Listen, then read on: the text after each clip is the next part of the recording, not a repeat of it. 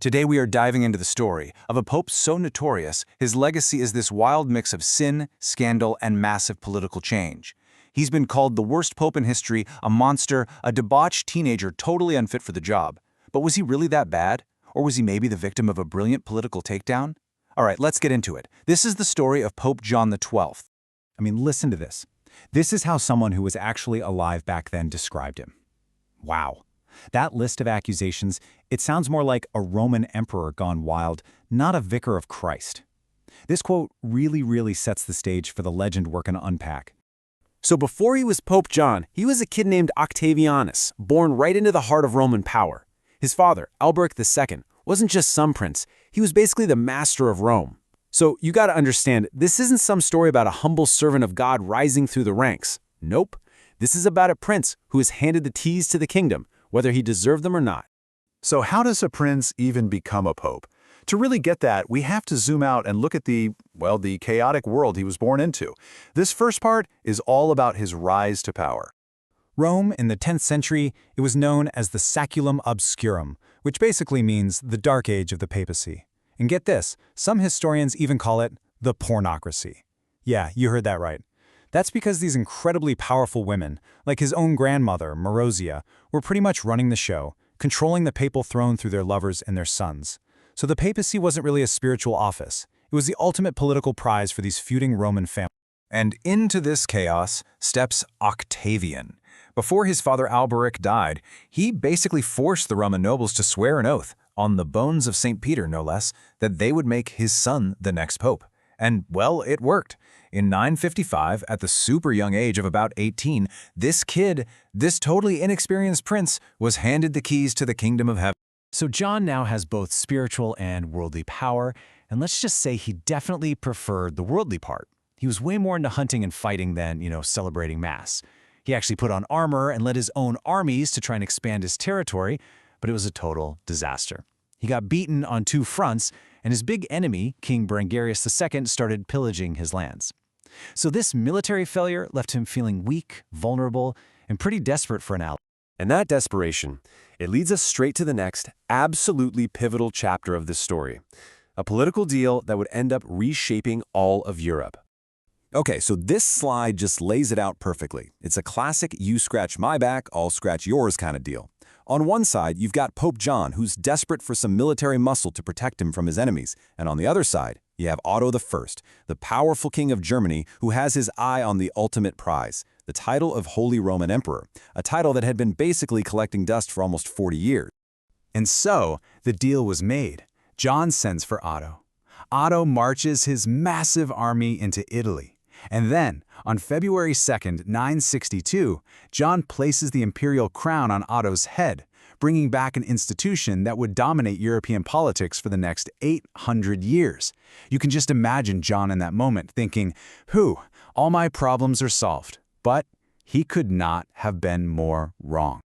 Yeah, because powerful protectors have a nasty habit of becoming powerful masters. This alliance of convenience was about to totally explode into open conflict. John's relief just didn't last. He pretty quickly realized he'd invited a fox into the henhouse. He started getting scared that Otto's protection was just a thinly veiled power grab. So what does he do? He does what any cornered politician would do. He starts playing both sides, secretly trying to make alliances with Otto's enemies. But Otto's spies were good, really good. They intercepted the Pope's letters, and boom, the betrayal was out in the open. The emperor's response was swift and it was brutal. He marches right back to Rome. Pope John sees the writing on the wall, grabs all the church money he can, and flees into the mountains. This left Otto in total control of the city, where he calls together a council of bishops to do something unthinkable, put the Pope himself on trial. And the charges they came up with, oh my gosh, they are breathtaking. We're talking sacrilege, like literally toasting the devil, simony, which is selling church offices to the highest bidder, horrific violence, including murder and castration, and just rampant immorality. They accused him of adultery, incest, and turning the sacred Lateran Palace into a brothel. This wasn't just a list of bad things he did. It was a complete character assassination on an epic scale. So the synod deposed John and just elected a new pope. But this is where the story gets really interesting. That list of crimes is so extreme, so over the top, that we have to take a step back and ask a really crucial question. Who actually recorded these incredible crimes?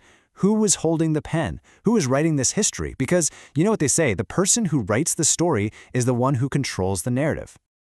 So, who wrote this stuff?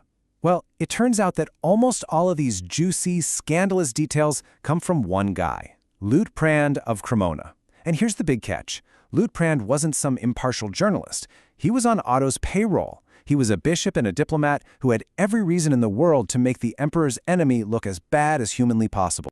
And this right here just perfectly illustrates the problem. I mean, even the Catholic Encyclopedia, writing centuries later, calls Liutprand a strong partisan who was frequently unfair to his enemies. So it's very, very likely that his account of the trial was less of an objective report and more of a masterful piece of political propaganda, designed to make John look like a monster and justify Otto's unprecedented actions. So, what's the bottom line here?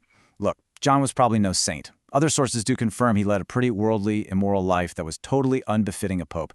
But those most sensational charges, the devil worship, the murders, turning the palace into a brothel, those come from a super biased source, and we should probably take them with a huge grain of salt. The truth, it's likely somewhere in that messy middle. Okay, so let's get to the final act of this whole drama and see how it all ends. Not just for John, but for the future of the papacy itself. John's comeback was just as dramatic as his downfall. He actually storms back into Rome, excommunicates all his enemies, and takes back his throne. But his victory was short-lived. Just a few months later, he was dead. And in a crazy, fitting end to a scandalous life, even his death is the stuff of legend. One story says he had a stroke right in the middle of an affair. Another, even more brutal tale, claims the woman's enraged husband caught them and beat him to death.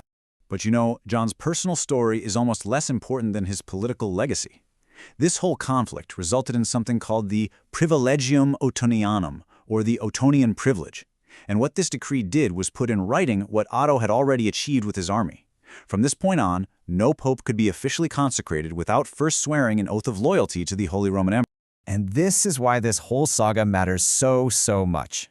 In a desperate, selfish bid to save his own power, John XII accidentally handed over control of the papacy to the German emperors for the next 100 years.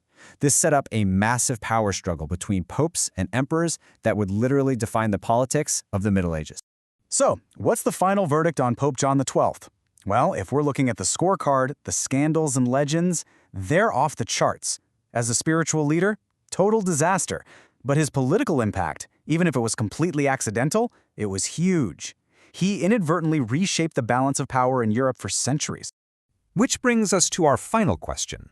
Was John XII truly the demonic monster his enemies painted him as? Or was he just a young, incompetent ruler caught in a political game way over his head whose entire reputation was systematically destroyed by the very man he brought to power? The answer, like so much of history, just isn't that simple.